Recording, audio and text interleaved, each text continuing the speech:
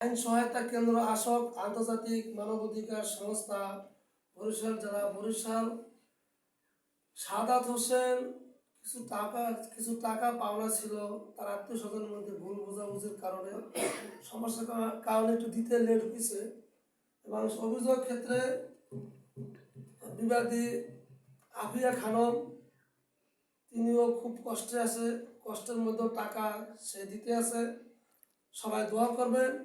2 লক্ষ টাকার মধ্যে 20,000 টাকা সে দিতে আছে, বাকি টাকা 29/4/2026 সালে সে টাকা দিবে, 50,000 টাকা দিবে। আমি আশা করি সে টাকা দিবে এবং তারিখটা ঠিক রাখবে যাতে জবান ঠিক থাকে।